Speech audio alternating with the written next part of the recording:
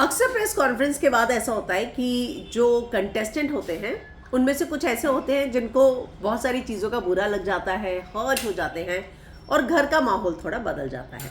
इस बार की भी प्रेस कॉन्फ्रेंस वैसे तो काफ़ी, अगर मैं कहूँ तो बहुत तीखे सवाल थे और ऐसा नहीं है कि किसी भी कंटेस्टेंट के पक्ष में सवाल किए गए हों। सभी सवाल जो है वो अगेंस्ट में ही थे और उनकी जितनी भी कमियां रही हैं इस पूरी जर्नी में, जो उनकी हरकतें रही हैं, उन पर सवाल जो है उठाए गए थे। तो अब मैं आपको बता देती हूँ कि यहाँ पर जो है साफ साफ देखने को मिला कि किस तरीके से जब प्रेस कॉन्फ्रेंस के बाद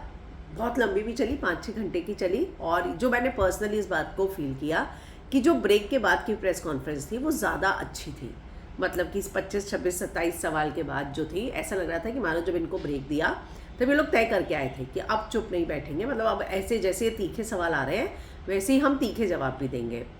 ये लोग बोल भी रहे थे कि आप लोग तो फिर भी बहुत पोलाइट है, इस बार की हमारी प्रेस कॉन्फ्रेंस बहुत पोलाइट है, ऐसा कंटेस्टेंट बोल रहे थे। अब वो सार्केज्म में बोल रहे थे, मतलब ये नहीं पता, लेकिन वो लोग बोल रहे थे कि आप लोगों के साथ मज़े आए। यहाँ तक कि बार बार अमाल बोल रहा था कि बिग बॉस चलने दीजिए ना, जब हमें कहा गया एक एक सवाल ही करना है तो अमाल कह रहा था कि बिग बॉस प्लीज़ चलने दीजिए ना प्रेस कॉन्फ्रेंस, कितना मज़ा आ रहा है, इतने सारे लोग जो है बाहर से आए हैं, तो तीखे सवालों का उसे कोई फ़र्क नहीं पड़ रहा था, बल्कि वो तो बोल रहा था कि चलने दो, मज़े आएंगे, हम और बातें करते हैं, इनको पूछने दो सवाल जितने इनके पास सवाल है।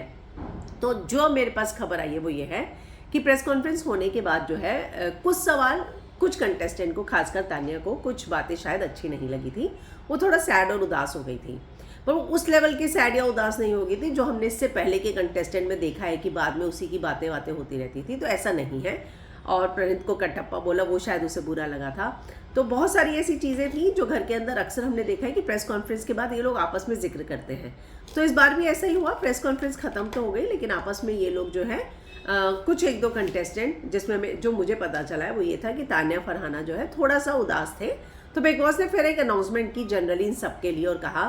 कि आप लोग जो है किसी भी बात को दिल पर मत लीजिए, ये एक मीडिया है, मीडिया का काम होता है तीखे और सवाल करना।